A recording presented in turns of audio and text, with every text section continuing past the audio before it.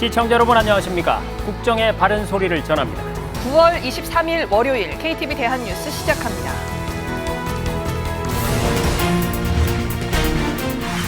북한이 지난 밤사이 쓰레기 풍선을 또 날려보냈습니다. 군 당국은 국민 안전에 심각한 위해가 발생할 경우 단호한 군사적 조치를 시행할 것이라고 경고했습니다. 북한에게 모든 책임이 있다는 것을 강조해 드리고요. 또 그러한 피해가 발생할 경우에 그에 상응하는 조치를 할 수 있다는 것. 미 대선을 전후로 북한의 고강도 도발 가능성이 제기되고 있습니다. 대통령실은 북한의 7차 핵실험 가능성에 대해 미국 대선 시점을 전후해 충분히 가능하다고 전망했습니다. 윤석열 대통령의 체코 공식 방문을 계기로 체코와 고속철도 건설 관련 협력이 강화됐습니다. 양국은 우크라이나 재건 사업도 함께 논의해 나가기로 했습니다. 지난 19일부터 사흘간 남부지방에 쏟아진 폭우로 곳곳에 침수 피해가 잇따랐습니다. 윤석열 대통령은 수해 복구에 정부와 지자체가 최선을 다할 것을 지시했습니다. 첫 소식입니다. 북한이 쓰레기 풍선을 또 날려보냈습니다. 올해 들어서만 22차례 5,500여 개에 달하는데요. 우리 군은 국민 안전에 심각한 위해가 발생하거나 선을 넘었다고 판단될 경우엔 단호한 군사적 조치를 시행할 거라고 경고했습니다. 김연아 기자입니다. 서울 도심 하늘에 북한이 날려보낸 쓰레기 풍선이 떠다닙니다. 22일 저녁부터 23일 아침까지 북한이 띄운 120여 개의 쓰레기 풍선이 확인됐습니다. 합동참모본부는 이 가운데 30여 개가 경기도와 서울에 떨어졌다고 밝혔습니다. 내용물은 종이류와 비닐, 플라스틱 병 등 생활 쓰레기로 분석 결과 안전에 위해되는 물질은 없었습니다. 이처럼 북한의 쓰레기 풍선 살포가 계속되는 상황. 합참은 입장문을 통해 낙하 후 수거 원칙을 이어가되 상황에 따라 군사적 조치에 나설 수 있다고 경고했습니다. 합참은 북한이 지난 5월 28일부터 23일까지 22차례에 걸쳐 총 5,500여 개의 쓰레기 풍선을 부양했다며 국제적으로도 망신스럽고 치졸한 행위로 우리 국민에게 불편과 불안감을 조성해 남남 갈등을 유발하려는 저급한 행위라고 지적했습니다. 그러면서 쓰레기 풍선으로 인해 우리 국민 안전에 심각한 위해가 발생하거나 선을 넘었다고 판단될 경우 단호한 군사적 조치를 시행할 것이라고 밝혔습니다. 여러 가지 피해나 화재 이런 것들이 발생하고 있는데 그런 것들은 그런 풍선을 띄우거나 소리를 만들거나 하는 그 도발 주체가 북한이기 때문에 북한에게 모든 책임이 있다는 것을 강조해 드리고요. 또 그러한 피해가 발생할 경우에 그에 상응하는 조치를 할 수 있다는 것을. 합참은 북한의 쓰레기 풍선으로 인해 불편함과 어려움이 있을 수 있지만 북한의 쓰레기 풍선을 근절시키는 근본적인 대책은 적이 얻을 수 있는 것이 없다는 것을 보여주는 것이라고 강조했습니다. KTV 김연아입니다. 쓰레기 풍선 살포에 이어서 미국 대선을 전후로 북한의 고강도 도발 가능성도 제기되고 있는데요. 대통령실은 북한의 7차 핵실험 가능성에 대해서 미국 대선 시점을 전후해 충분히 가능할 것으로 전망했습니다. 정유림 기자의 보도입니다. 신원식 대통령실 국가안보실장은 북한의 7차 핵실험 가능성을 묻는 질문에 그럴 가능성도 충분하다고 생각한다고 말했습니다. 신 실장은 한 언론 인터뷰에서 북한은 핵 소형화 등을 위해 기술적으로 몇 차례 더 핵실험이 필요한 상황이며 북한 7차 핵실험은 김정은이 결심하면 언제든 할 수 있는 상태를 늘 유지하고 있다고 덧붙였습니다. 핵실험 시기와 관련해서는 북한이 전략적 유불리를 따지면서 결정할 거고 그런 시점에 미국 대선 전후도 포함되고 있다고 평가한다고 언급했습니다. 북한의 핵실험 가능 여부에 대해 한미가 가장 중점을 두고 면밀히 추적하고 있다고 신 실장은 밝혔습니다. 최근 야권에서 제기된 통일하지 말자는 주장에 대해서는 대단히 유감스럽고 위험하고 해서는 안 될 주장이라고 일축했습니다. 이와 함께 북한의 잇따른 오물풍선 도발과 관련해서는 치졸하고 저급한 도발을 멈출 것을 경고하고 촉구한다고 강조했습니다. 한편 대통령실은 올해 안에 한미일 정상회의가 열릴 것이라고 밝혔습니다. 신 실장은 올해 3국 정상회의를 다자회의 계기에 할지 별도로 할지 협의 중이라면서도 연내 열릴 가능성이 대단히 높다고 언급했습니다. 이런 가운데 한미일 외교장관이 현지 시간 23일 미국 뉴욕에서 만납니다. 유엔 총회 계기로 열리는 한미일 외교장관 회담에서는 지난해 8월 캠프 데이비드 정상회의 합의사항 이행 현황을 점검할 예정입니다. 특히 최근 북한의 고농축 우라늄 제조시설 공개와 탄도미사일 발사 도발을 비롯한 핵미사일 위협, 북러 간 군사협력에 대한 대응 방안을 논의할 것으로 전망됩니다. KTV 정유림입니다. 윤석열 대통령이 2박 4일간의 체코 공식 방문 일정을 마치고 귀국했습니다. 9년 만에 이뤄진 우리 정상의 체코 방문을 통해 양국 간 원전 동맹이 구축되고 무역과 투자, 인적 교류 등 다방면의 협력이 강화됐다는 평가입니다. 이혜진 기자의 보도입니다. 지난 19일 윤 대통령이 체코 프라하에 도착하자마자 의장대가 높은 구령으로 9년 만에 이루어진 우리 대통령의 공식 방문을 예우합니다.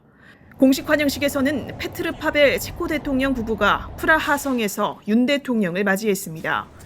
공식 환영식과 정상회담, 공동 기자회견이 끝나고 두 정상은 프라하성을 함께 돌아봤습니다.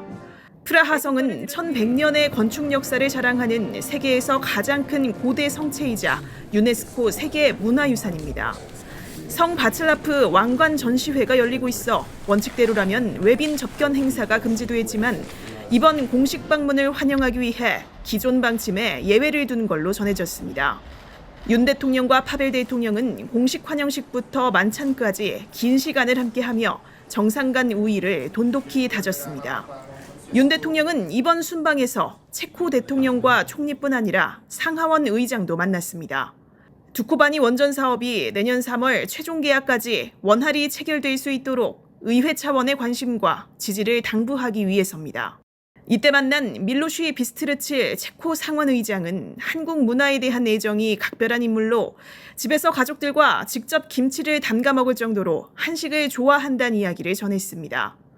체코 총리와 회담에서도 한국과 원전 협력을 위한 체코 측의 진정성이 엿보였다는 후문입니다. 확대 정상회담은 보통 부처장관 2-3명이 참석하는데 이번엔 우리 쪽에서 장관급 인사 7명, 체코에서도 장관 6명이 배석했습니다. 두코바니 원전 사업이 체코 역사상 가장 큰 규모의 자금을 투입하는 프로젝트고 국가 산업의 미래가 달렸기 때문인 걸로 해석됩니다. 이번 체코 순방을 계기로 한국과 체코가 원전 동맹으로 나아갈 수 있는 공고한 기반이 구축됐습니다. 양국 간 원자력 협력 MOU가 모두 13건 체결돼 있습니다. 원전 기술부터 운영, 연구 개발은 물론 인력 양성까지 원전 생태계 전주기에 걸친 협력 체계를 추진한다는 내용입니다. 원전 협력 MOU가 체결되어 앞으로 원전 건설부터 기술 개발, 인력 양성 등 원전 전 분야를 포괄하는 협력 기반을 마련하게 됩니다. 경제 협력 기반도 더 단단히 다집니다. 대통령실은 이번 공식 방문을 통해 원전은 물론 다양한 분야에서 양국이 경제 협력을 강화할 수 있는 체계가 구축돼 있다고 평가했습니다. 앞으로도 이번 체코 공식 방문을 통해 거둔 성과를 토대로 내년 수교 35주년을 맞는 양국 관계를 한층 도약시킬 계획입니다. KTV 이혜진입니다. 윤석열 대통령의 체코 공식 방문을 계기로 체코의 고속철도 건설을 위한 양국 간 협력의 길이 열렸습니다. 양국은 아울러 우크라이나 재건 사업도 함께 논의해 나가기로 했는데요. 계속해서 이리나 기자입니다. 우리나라 남한 면적의 80% 크기의 체코. 비교적 작은 면적의 나라지만 유럽의 정중앙에 자리해 철도 총 연장 길이는 9,355km로 우리나라의 약 1.8배에 달해 유럽에서 가장 촘촘한 철도망을 자랑합니다. 체코 정부는 여기서 더 나아가 2050년까지 독일과 폴란드, 슬로바키아를 연결하는 고속철도 건설도 구상하고 있는 상황입니다. 이에 우리 정부는 체코의 고속철도 건설과 운영 전반에 걸친 협력 강화에 나섰습니다.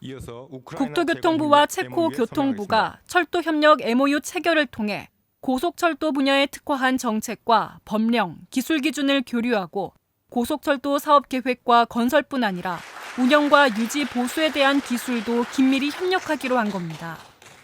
정부 간 고속철 협력 MOU를 통해 세계 최고 수준의 기술력과 경쟁력을 갖춘 한국 기업들이 체코의 산업 발전에 기여하고 나아가 유럽 철도 시장에 진출할 수 있는 토대를 마련했습니다. 이로써 K철도 수출 판로 개척에도 탄력을 받을 전망입니다. 우리 기업인 현대 로템의 경우 이번 한 체코 비즈니스 포럼을 계기로 체코의 철도 차량 제작사와 상호 기술 협력 MOU를 체결한 데 이어 양국 정보기관과 기업 관계자들은 철도 협력 워킹그룹 회의도 열어 한국의 GTX 사업 사례 공유에 이어 독자 기술로 개발한 LTE 기반의 철도 신호 시스템도 소개했습니다. 이와 함께 우크라이나 재건 협력 MOU를 통해 우크라이나 재건 사업 관련 협력도 강화하기로 합의하면서 철도와 공항 등 교통 인프라 분야에서 공동 프로젝트 발굴도 이루어질 예정입니다. 양국은 우크라이나 정세에 대한 우려를 공유하고 우크라이나에 대한 인도적 지원과 재건 지원 협력을 강화하기로 합의했습니다.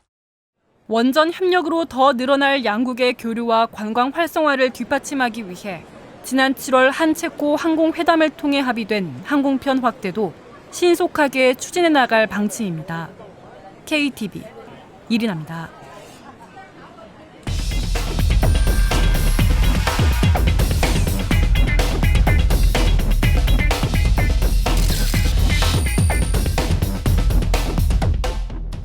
네, 그러면 계속해서 이번 윤석열 대통령의 체코 공식 방문 성과를 뉴스룸에 나와 있는 취재 기자와 보다 자세히 알아보겠습니다.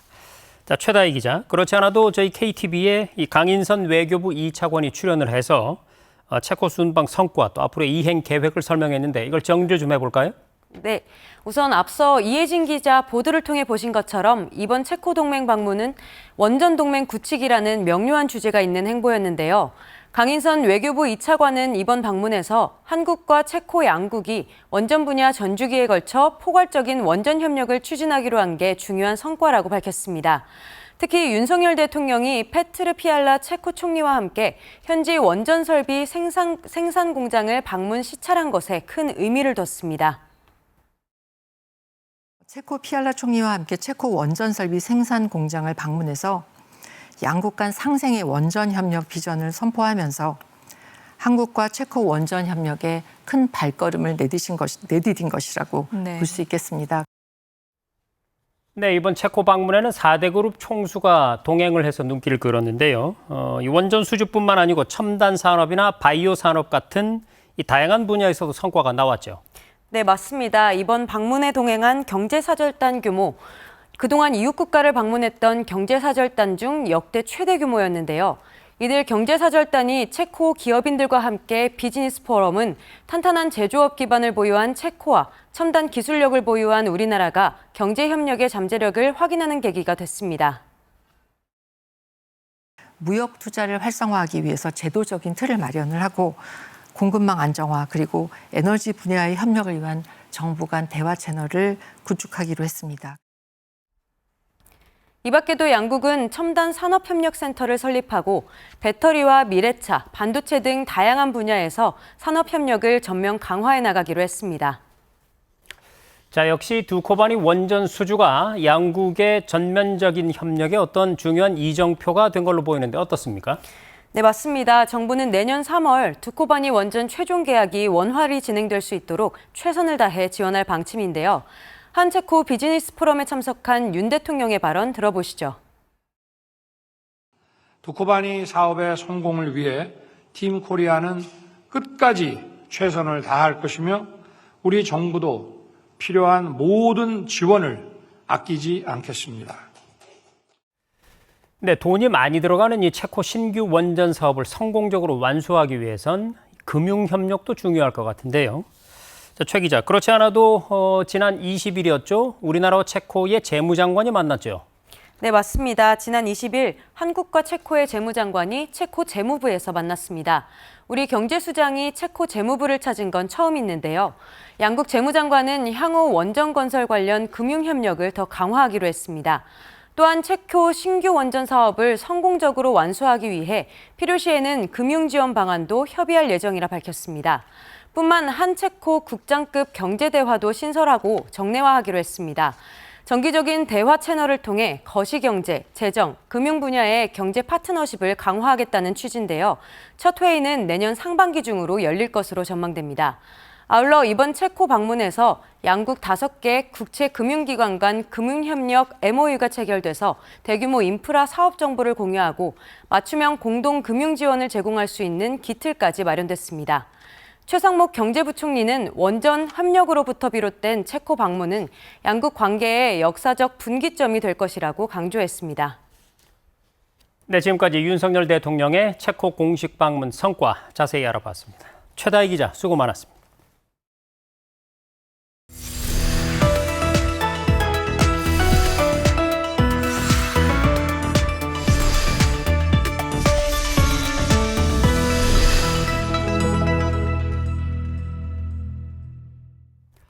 올해 81억 6천만 명인 세계 인구가 50년 뒤면 102억 명 수준으로 증가할 전망입니다. 반면에 우리나라는 오히려 1,600만 명이 줄어들 걸로 예상되고 있는데요. 통계청이 내놓은 세계와 한국의 인구 전망, 변차연 기자가 전해드립니다. 통계청이 2022년 장래 인구 추계를 반영한 세계와 한국 인구 현황 및 전망을 발표했습니다. 50년 뒤 세계 인구는 올해 81억 6천만 명에서 2072년 102억 2천만 명으로 늘어날 것으로 전망됐습니다. 반면 우리나라의 전체 인구는 5,200만 명에서 3,600만 명으로 가파르게 줄어듭니다. 세계 인구가 25.2% 증가할 때 한국 인구는 30.8% 감소하는 겁니다. 50년 후 전체 인구의 절반은 노인 인구가 될 전망입니다. 세계 인구 중 고령 인구 구성비가 2024년 10.2%에서 2072년 20.3%로 증가하는 동안 한국은 같은 기간 19.2%에서 47.7%까지 무려 28%포인트 넘게 늘어난다는 전망입니다. 초고령 사회의 대표 주자였던 일본의 고령 인구비가 36.9%로 예상되는 걸 보면 아주 높은 수준입니다. 사회의 허리 역할을 하는 중위 연령도 크게 높아집니다. 중위 연령은 전체 인구를 나이 순으로 줄 세웠을 때 중앙에 위치하는 사람의 나이입니다. 세계 인구의 중위 연령이 올해 30.6세에서 72년 39.2세로 높아질 동안 우리나라는 46.1세에서 63.4세로 세계 중위 연령보다 2배 가까이 빠르게 올라갑니다. 또 생산 가능 인구 중 소년 인구 비율과 노인 인구 비율을 합한 비율인 총 부양비는 올해 42.5명에서 2072년 118.5명으로 3배 가까이 증가할 것으로 예상됩니다. 경제 활동을 할 수 있는 인구는 줄고 고령 인구는 늘면서 부양자들의 경제적 부담은 더욱 커질 전망입니다. KTV 변차연입니다. 아들 3세, 딸 2, 무려 5쌍둥이가 태어났습니다. 국내 3번째이자 자연 임신으로는 이번이 첫 사례인데요.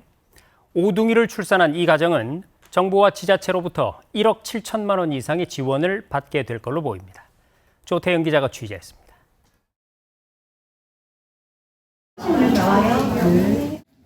의료진이 인큐베이터를 조심스럽게 옮깁니다. 지난 20일 오전 남자 셋, 여자 둘 5쌍둥이가 세상에 나왔습니다. 5둥이의 부모는 30대 초반의 교사와 교육공무원 부부입니다. 산모의 체구가 작아 출산 예정일인 12월보다 앞당겨 아이를 낳았는데 그 과정에서 병원을 옮기는 등 마지막까지 긴장을 놓을 수 없었습니다. 현재 산모와 5쌍둥이는 치료를 받으며 회복 중입니다. 우리나라에서 5쌍둥이가 태어난 건 1987년, 2021년에 이어 3번째로 자연임신은 첫 사례입니다. 5둥이를 출산한 부부는 출산 장려금과 부모급여 등 정부와 지자체로부터 1억 7천만 원 이상의 지원을 받게 될 것으로 보입니다. 자세히 살펴보면 이들 부부에게 동두천시 조례로 제정된 출산장려금 1,500만 원이 동두천 사랑카드로 지급됩니다. 또 동두천시의 산후조리비 100만 원과 경기도에서 주는 산후조리비 250만 원도 동두천 사랑카드로 지급될 예정입니다. 정부 지원은 첫 만남 이용권 1,400만 원도 지급됩니다. 첫 만남 이용권은 국민행복카드로 지급되며 첫째 출산 시 200만 원이고 둘째부터 300만 원씩 지급됩니다. 이외에도 만 0세 아동 1인당 100만 원, 만 1세 아동 1인당 50만 원이 지급되는 부모급여와 만 7세까지 1인당 월 10만 원을 받는 아동수당도 지급될 전망입니다. 여기에다 임신 출산 의료비 지원금과 국가장학금 추가 지원, 학자금 대출이자 면제 등 혜택을 포함하면 지원 액수는 더 커질 것으로 보입니다. 한편 윤석열 대통령은 SNS를 통해 다섯 쌍둥이의 탄생을 진심으로 축하한다며 다섯 쌍둥이 기르는 일이 5배의 기쁨이 될 수 있도록 정부도 힘껏 돕겠다고 밝혔습니다. 또한 유해 및 저출생 대응 수석을 보내 5가지 색의 아기 옷과 자연산 미역을 선물로 전했습니다. KTV 조태영입니다. 지난 19일부터 사흘간 남부지방에 쏟아진 기록적인 폭우로 곳곳에서 침수 피해가 잇따랐습니다. 수석 비서관 회의를 주재한 윤석열 대통령은 수해 복구에 정부와 지자체가 최선을 다할 것을 지시했습니다. 김경호 기자입니다. 태풍이 약화한 열대저하부가 남해안을 통과하면서 남부지방에 비 피해가 집중됐습니다. 지난 19일부터 사흘간 경남 지역 곳곳에는 시간당 100mm가 넘는 폭우가 쏟아졌습니다. 이로 인해 부산과 경남, 경북 등 전국 7개 시도에서 주민 2,100여 명이 대피했습니다. 주택 침수 170건과 도로 침수 107건, 토사 유출 21건 등 시설 피해도 잇따랐습니다. 앞서 정부는 지난 20일 중대본 1단계를 발령하고 호우 위기 경보를 경계로 상향했습니다. 정부와 각 지자체는 곧바로 산사태와 붕괴 우려 지역 주민을 대피시키는 등 호우 피해 예방에 가용 자원을 모두 동원했습니다. 윤석열 대통령은 남부지방 호우 피해 복구에 정부와 지자체가 최선을 다해달라고 지시했습니다. 정혜전 대변인은 윤 대통령이 용산 대통령실에서 주재한 수석 비서관 회의에서 이같이 말했다고 전했습니다. 지자체들은 침수된 주택 등 주요 시설을 복구하는 데 총력을 다하고 있습니다. 군은 소강 상태를 보인 22일 저녁부터 주요 도로와 시설물 긴급 복구에 돌입했습니다.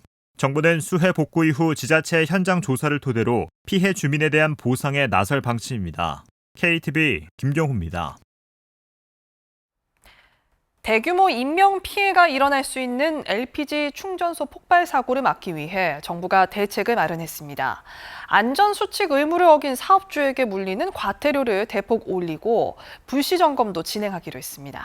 윤현석 기자의 보도입니다. 폭격이라도 맞은 듯 불바다로 변한 농촌마을. 강원도 평창의 마을 주변 LPG 충전소에서 폭발 사고가 발생해 반경 300m 이내의 건물 14채가 불에 탔고 5명의 사상자가 발생했습니다. 최근 5년간 발생한 LPG 충전소 가스 사고는 9건. 정부가 잇따르는 사고의 방지 대책을 마련했습니다. 먼저 안전수칙을 어긴 사업주에게 부과하는 과태료가 차등 상향됩니다. 지금까지는 적발 때마다 200만 원을 부과했지만 앞으로는 1회 적발 시 300만 원, 2회 적발 시에는 500만 원, 3회는 1,000만 원을 물리기로 했습니다. 신속한 초동 대응을 위한 조치도 마련됩니다. LPG 시설의 실외 작업자가 가스 누출 경보음을 쉽게 들을 수 있도록 경보장치에 확성기나 스피커를 설치합니다. 또 LPG 시설 내 경보장치가 울리면 긴급 차단 밸브가 자동 작동되도록 개선할 계획입니다. 점검의 실효성도 확보합니다. 사전에 점검 계획을 통보하고 검사를 하는 현재의 점검 방법을 개선하여 평상시에 가스 예방과 안전수칙 준수 여부를 확인할 수 있도록 불시 검사 근거를 추가로 마련하여 시행하도록 하겠습니다. 이 밖에도 한 명의 안전관리자를 다수의 충전소, 저장소에 중복 선임할 경우 처벌할 수 있도록 고압가스 관련 법령 개정에도 나섭니다. 차량 안전설비도 강화합니다. 사업주가 벌크로리 차량의 충전 절차 준수 여부 등을 실시간으로 확인할 수 있는 모바일 관리 시스템을 도입합니다. 또 차량 시동 유무와 상관없이 오발진 방지 장치가 작동하도록 관련 장치를 개선하고 차량 설비 내 가스 누출 방지 기술도 개발할 예정입니다. 정부는 관계부처, 지자체와 협의로 확정된 추진과제의 세부 이행 계획을 신속하게 수립하는 한편 중장기 과제에 대한 이행 상황 점검도 나설 계획입니다. KTV 윤현석입니다. 주한공관과 국제기구를 대상으로 한 8.15 통일 독트린 설명회가 열렸습니다. 김수경 통일부 차관은 한반도 통일이 세계 평화 번영과 직결된다면서 국제사회의 협력과 관심을 당부했습니다. 김민아 기자입니다. 주한대사와 국제기구 한국 대표 30여 명이 모였습니다. 지난 광복절객이 발표된 8.15 통일 독트린에 대한 설명을 듣기 위해서입니다. 김수경 통일부 차관은 8.15 통일 독트린은 헌법적 질서에 따라 자유, 평화, 번영의 통일 대한민국으로 나아가기 위한 통일 비전을 명확히 했다고 밝혔습니다. 또 기존 통일 구상과 3가지 차이점이 있다고 설명했습니다. 북한 주민에 대한 구체적인 메시지를 담고 있고 북한의 호응 없이도 대한민국이 할 수 있는 구체적인 실행 방안이 포함됐으며 남과 북뿐만 아니라 국제사회와의 협력을 강조했다는 겁니다. 통일은 자유와 인권이라는 인류 보편 가치를 확장하는 과업이자 세계 평화와 번영에 직결된 사안이라면서 한반도 통일에 대한 국제사회의 협력과 관심도 당부했습니다. In this process, the embassies represented here in Seoul, along with the international organizations advocating for the freedom, human rights, and livelihoods of the North Korean people, will play a crucial role. 한편 유엔 총회 고위급 회기 참석차 미국을 방문 중인 조태열 외교장관은 8.15 통일 독트린에 대한 국제사회의 지지를 당부하고 현지 시간 25일 오후 북한 인권 부대 행사에 참석해 북한 인권에 대한 인식도 제고해 나갈 방침입니다. KTV 김민아입니다. 대통령실은 게임 업체 넥슨이 게임 아이템 확률 조작 피해자들에게 거액을 보상하기로 한 것에 대해 환영한다는 입장을 밝혔습니다. 대통령실 관계자는 용산 대통령실에서 기자들과 만나 이번 넥슨 집단 분쟁 조정으로 이용자 다수가 피해를 보상받게 됐다며 게임 산업의 신뢰 회복 계기가 되길 바란다고 밝혔습니다. 공정거래위원회와 한국소비자원은 앞서 넥슨 코리아가 메이플스토리 게임 이용자 보상계획 권고를 수용해 집단 분쟁 조정이 성립됐다고 밝혔습니다. 피해 이용자 80만 명이 보상 대상에 포함되며 보상금 규모는 219억 원으로 추산됩니다. 정부가 추석 연휴 이후 응급 의료 상황에 있어 연휴 전과 유사한 것으로 평가하며 계속해서 상황을 면밀히 점검하겠다고 밝혔습니다. 보건복지부는 모든 응급의료기관별로 전담 책임관을 지정해 1:1 기관 집중관리를 시행하고 인력 채용 재정 지원과 건보 수가 지원 등 필요한 조치를 신속히 취하고 있다고 말했습니다. 이어 국민을 향해 증상이 경미할 경우 우선 동네 병의원을 찾고 큰 병이라 생각되면 119에 신고하는 등 응급실 이용 수칙을 계속해서 지켜달라고 강조했습니다. 오는 26일부터 전국 15개 시도에서 무주택 청년과 신혼부부, 신생아 가구를 위한 매입 임대주택 3차 입주자를 모집합니다. 이번 모집 규모는 총 3,380여 가구로 청년을 대상으로 1,800여 가구, 신혼, 신생아 가구를 대상으로 1,570여 가구며 신청자 자격 검증 등을 거쳐 이르면 올해 12월 초부터 입주할 수 있습니다. 국토부는 매입 임대주택의 경우 우수한 입지와 저렴한 임대료로 거주할 수 있어 지난 2차 입주자 모집 결과 서울의 경우 청년 유형에서 217대 1의 높은 경쟁률을 기록했다면서 최소 6년 임대 거주 후 분양 여부를 선택할 수 있는 분양 전환형 매입 임대주택도 이르면 11월 중 공고할 예정이라고 밝혔습니다. 서해와 동해, 남해부터 DMZ까지 대한민국 가장자리를 연결하는 걷기 여행길이 모습을 드러냈습니다. 4,500km에 달하는 코리아 둘레길이 완성된 건데요. 둘레길의 끝 지점인 통일전망대에서 열린 개통식 현장을 김창규 기자가 보도합니다. 구불구불한 해안선을 자랑하는 서해안과 다도해가 매력적인 남해안, 넓고 푸른 바다를 만끽할 수 있는 동해까지 삼면이 바다로 둘러싸인 대한민국을 걸어서 여행할 수 있는 코리아 둘레길은 지난 2009년부터 조성됐습니다. 2016년 동해 해파랑길과 2020년 남해 남파랑길, 2022년 서해 서해랑길에 이어 마지막 구간인 DMZ 평화의 길이 개통하면서 4,500km에 달하는 코리아 둘레길이 완성됐습니다. 개통 첫날 한국에 사는 외국인들로 구성된 글로벌 원정대와 둘레길을 관리하는 코리아 둘레길 지킴이 등이 길을 따라 걸었습니다. 선선한 가을 날씨에 길을 따라 펼쳐진 풍경을 보며 걷는 사람들의 얼굴에 웃음이 번집니다.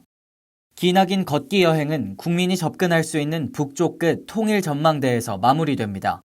둘레길 종점에서 코리아 둘레길 개통식이 열렸습니다. 용호성 문화체육관광부 1차관은 개통식에서 코리아 둘레길을 다른 나라의 유명 걷기길과 경쟁해도 손색 없는 세계적 관광명소로 만들어 나가겠다고 밝혔습니다. 문체부는 앞으로 코리아 둘레길과 인근 관광 콘텐츠를 연계한 지역 대표 관광 자원을 육성하기로 했습니다. 이를 통해 지역 관광을 활성화하고 국내 여행 수요를 확대한다는 계획입니다. 아울러 다음 달 13일까지 저탄소 여행 주간을 개최합니다. 저탄소 여행 주간에는 코리아 둘레길 국토 종주 도전과 추천 코스 인증 캠페인, 자전거 여행 등 다양한 행사가 열립니다. KTV 김찬규입니다.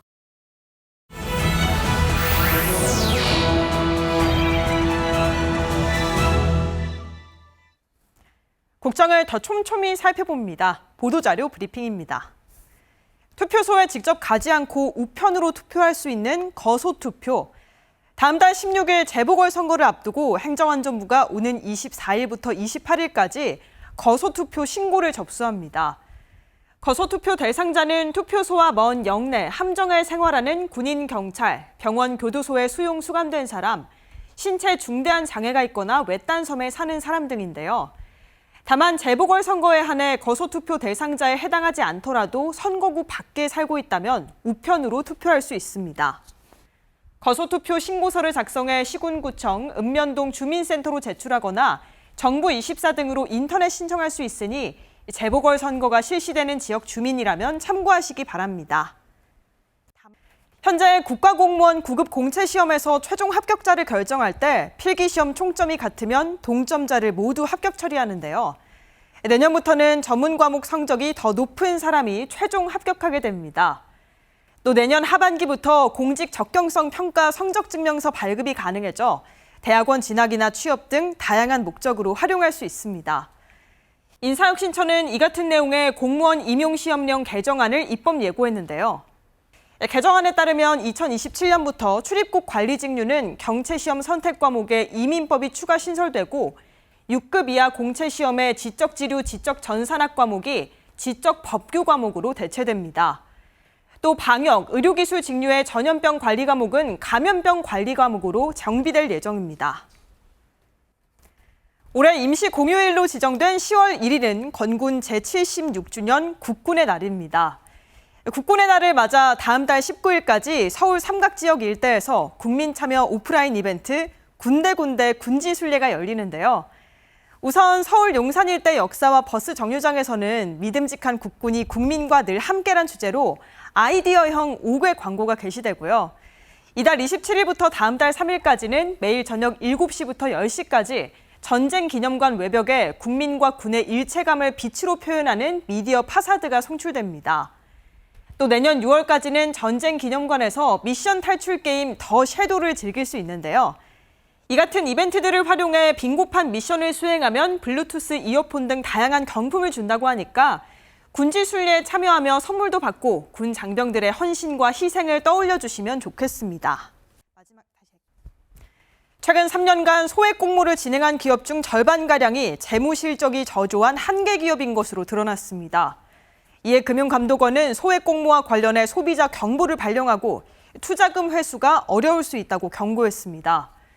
모집 금액이 10억 원 미만인 소액 공모는 금융당국의 사전 심사 없이 간단히 자금 조달이 가능한데요. 하지만 최근 3년간 소액 공모를 실시한 법인 2곳 중 1곳은 수익으로 이자도 갚지 못했고 일부는 상장 폐지됐습니다. 금감원은 투자자들에게 소액 공모에 참여하기 전 해당 기업의 감사 보고서가 적정 의견을 받았는지 재무 상태를 꼼꼼히 살펴야 한다고 강조했습니다. 또 소액 공모를 통해 증권을 취득할 경우 일반 공모에 비해 구제가 어렵다며 신문 광고 등에 나온 기업, 증권 정보는 전자공시 시스템과 반드시 비교하라고 덧붙였습니다. 지금까지 보도자료 브리핑이었습니다.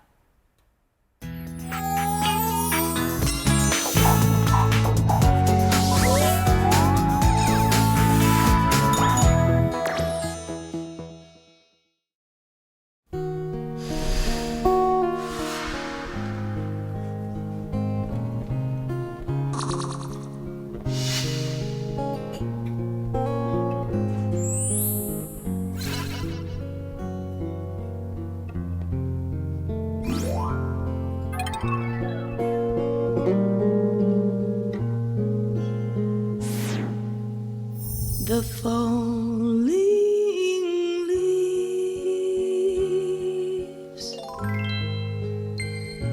drift by my window. The falling leaves of red and gold. I see your lips,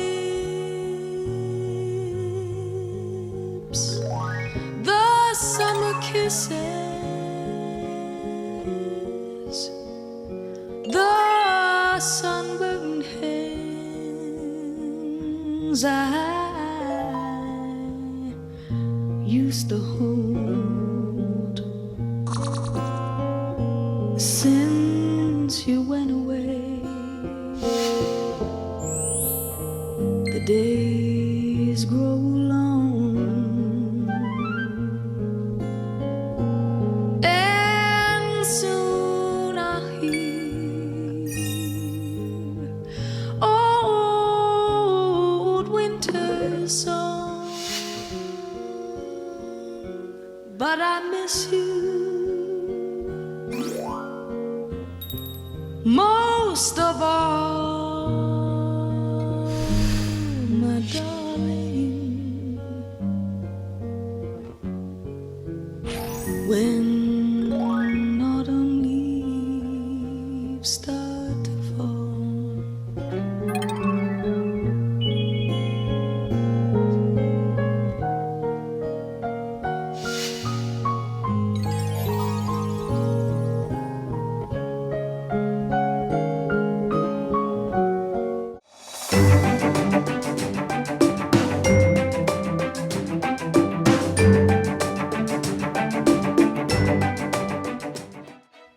안녕하세요. K웨더 라이프스타일 예보 박성훈입니다.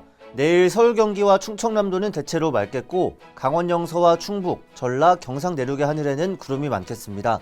반면 강원 영동과 경상 해안, 제주는 점차 흐려지겠는데요. 경상 해안에는 낮 한때 약한 비가 내릴 때가 있겠습니다. 전국 공기질은 내일도 좋겠습니다. 한편 일교차는 더 벌어지겠습니다. 오늘 밤 사이 기온이 크게 떨어져 내일 아침 기온은 서울과 전주 16도, 춘천은 12도 보이겠고요. 한낮에는 서울, 춘천 26도, 전주는 28도까지 오르며 일교차가 10도 이상 벌어지겠습니다. 그 밖에 전국 대부분 지역에서도 낮과 밤의 기온 차이가 크겠으니 건강관리에 유의하시기 바랍니다. 다음은 자세한 지역별 내일 날씨입니다. 중부지방 대체로 맑겠습니다. 내일 아침 기온은 서울 16도, 대전 14도, 춘천 12도까지 떨어지겠고 한낮에는 27도 내외를 보이며 일교차가 크겠습니다. 동해안 지방은 흐리겠습니다. 속초 15도, 강릉 14도, 울진 17도로 아침을 시작해 낮 기온은 24도 내외가 되겠습니다. 남부지방 구름 많거나 흐리겠습니다. 전주와 대구 16도로 아침을 맞이한 후 한낮 최고 기온은 광주와 부산, 제주에서 28도까지 오르겠습니다. 서해상에는 구름 많겠고 남해와 동해는 흐려져 비가 내리겠습니다. 물결은 동해상에서 최대 3m로 높게 일겠습니다. 수요일인 모레 경상 해안과 제주도에 비가 시작돼 목요일까지 내린 후 그치겠고 목요일에는 전국적으로 소나기도 지나겠습니다. 주말에는 강원 영동에 비 소식이 들어있습니다. 날씨였습니다. 네, 주말 동안 전국에 비가 내리면서 길었던 더위도 꺾였습니다. 하지만 갑자기 온도가 내려가면서 이제 기온차로 인한 감기를 조심하셔야 되는데요. 체온 조절에 각별히 유의하시고 또 고위험군을 대상으로 시작된 독감 무료 예방 접종도 꼭 챙겨서 받으시기 바랍니다. KTV 대한뉴스 오늘 저희가 준비한 소식은 여기까지입니다. 시청해주신 여러분 고맙습니다.